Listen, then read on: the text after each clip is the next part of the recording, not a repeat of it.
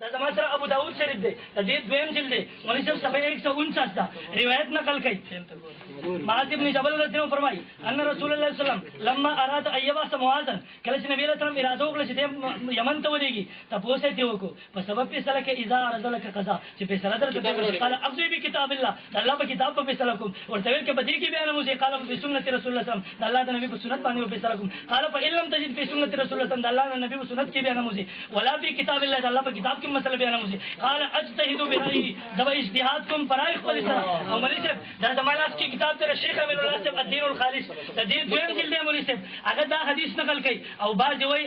اگر که بعضی اهل علم خبري اترې د دې حدیث په اړه کې کړی دا لیکن حق خبردار چې دا حدیث حسن لغیره دی او مولوی صاحب دا امین الله کتاب دی یو منټ ولې څه وکړو دا تقلید حقیقت د امین الله صاحب کتاب دی دی وایي د عالم رائے په ستلل دا تقلید دی نبی علیہ الصلوۃ والسلام سے معاذ ابن جبل رضی الله عنه دا نو چې معاذ یمن والا اهل لسان دي ته چې په قران حدیث کې مسله نه بیا په خپل اجتهاد سره ورته مسله مخه ځکه چې تکل اجتهاد کې چې کله ته اجتهاد غیر منی دې کې تقلید او تقلید شخصي بدعت دی مولوی صاحب زما چیلنج دی پوره یمن کې یو غیر مقلد وخه چې معاذ رضی الله عنه په صفات دي چې معاذ کله مسله د قران نه خېبي منم کله مسله د حدیث نه خېبي منم او چې کله په خپل رائے باندې اجتهاد کې به نه منم او مولوی صاحب یمن والا ټول عمر د معاذ رضی الله عنه په څون کې صرف دا تقلید کړه تقلید شخصي کړه او مولوی صاحب نبی علیہ السلام په خوشاله شو د معاذ رضی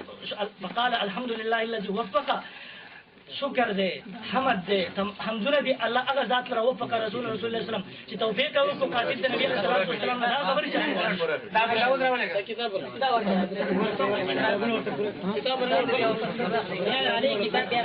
الحمد لله وحده والصلاه والسلام على من لا نبي بعده اخرت زمون استاد مخته اول تبم دغه شانتی با زمون استاد ثم انکم یوم القیامه عند ربکم تختصمون کچیر ته په خپل خبره کې تلبیس کې په حوالو کې او رانه حواله پیش کې او مقصد دوکه کې په داسته اخرت تبا کوي او دا مسلمانان په فکند باندې غورځي د دې وجنه دا کومه حواله چې پیش کړل نوم دي د بخاری واخی سولان دي د حاشیه نه وي د الله نه ویره پکار ده بخاری ته توای حاشیه ته توای ته یا د دې په فرق نه پويږي یا بنا باندې خلکو باندې تلبیس کې راځم اوس دې ته چې صحابه کرامو تقلید کو کنه کو لسته دا روایت نیمګړې وي تا ته به اوس دلته دلایل پیش کوم صحابه کرام د محمد رسول الله صلی الله علیه وسلم څنګه اطاعت نکي وکړي د هغه مثالونو ته اول مثال ابو بکر الصدیق رضی الله تعالی عنہ ما ته پام کوي ګوري چې زه بیا وایم تاسو ما ته خبرې مکوئ تاسو بیا کوئ ما خبرې نه د عملګری خبرې کوي په ما ملګری حواله را خپل منځ کې خبرې کوي زه تاسو متوجه یم کاغذ کې دې کې ورکړي ابو وکیل تاسو کاغذ کې ورکړي محمد تو غلا خبرې کوي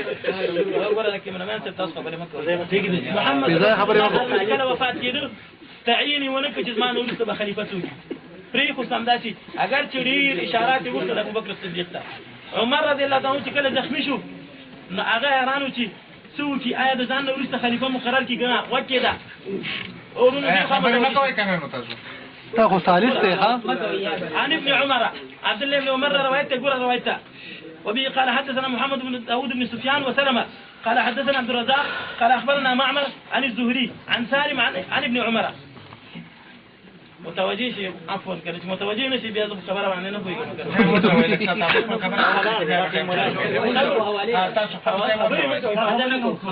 عبد الله بن عمر روایت قال فرمای عمر رضی الله عنه فرمای اني لا استخلف فان رسول الله صلى الله عليه وسلم لم يستخلف خلیفہ تاکم ذکر رسول الله خلیفہ نه تاکم کچیرته اطاعت صحابه کرامو د یو بل د لازم ګڼل چې د الله او د رسول په مقابل کې اطاعت کول لازمي نو بیا ابو بکر صدیق دا عمر بن الخطاب دا خبره نه کوله دی ویلي قسم بالله چې رسول الله صلی الله علیه وسلم نه ټاکل ابو بکر ټاکل دی او فعلمت ابن عمر ما تفتوى انه لا يعدل برسول الله صلی الله علیه وسلم احدا اغد رسول الله صلی الله علیه وسلم نه برابرې او څو خلیفہ نه ټاکي د دې وجه ونه ټاکل دا یو مثال دی چې اطاعت نه کوي بل مثال ته وکړه په دې حواله کې دلته خطای د ذکر ده چې د عالم رائے په ستل دا تقلید دی او په سی لفظ نه او دا ناروا دی صرف راګیږي لږ جمله تی وای ها ورپسې درازه دا روایت ته وګوره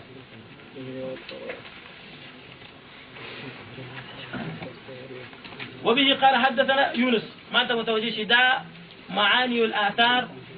دا معاني والآثار دي دا سوم جلد أول جلد فديك روايته. قال أخبرنا ابن وهب قال أن مالكا حدثه عن ابن شهاب عن محمد بن عبد الله بن الحارث بن نوفل بن عبد المطلب أنه حدثه أنه سمع سعد بن أبي وقاص والضحاك بن قيس عام حج معاوية بن أبي سفيان وهما يذكران التمتع بالعمرة إلى الحج، فقال الضحاك لا يصنع ذلك إلا من جهل أمر الله، فقال سعد بئس ما قلت يا ابن أخي، فقال الضحاك فإن عمر بن الخطاب قد نهى عن ذلك، فقال سعد قد صنعها رسول فصنعناها معه. وكذا ده حديث ترجمته. سعد بن أبي وقاص حج روان دي او ضحاك بن قيس روان دي نو پدې کې او معاویه رضی الله تعالی عنہ په دې کار باندې حج کوي. نو په دې کې چا ویلي چې زه د حج تمتع کوم عمره او حج یې کوم.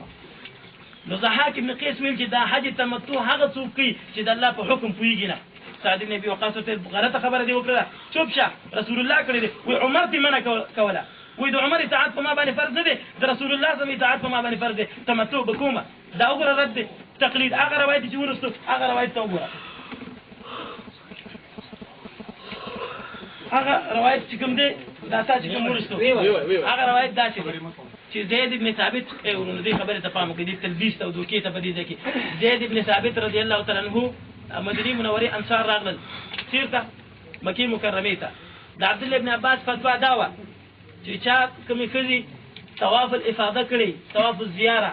طواف الفرج کوم د یوم النحر باندې کېږي دا چا کړي، نو د هغې نه ویل چې نه به کوي. زید بن ثابت دا ویلي. مدینه منورې د زید بن ثابت شاګردان چې رالل ابن عباس ورته فتوا ورکړه چې خیر دې تللی شي، وایي نه زید داسې فتوا ورکړې ده. هغه ورته وایي چې دلیل پوښتنه وکړه، لاړ شه ته مدینې منورې ته د ام سلمې نه پوښتنه وکړه.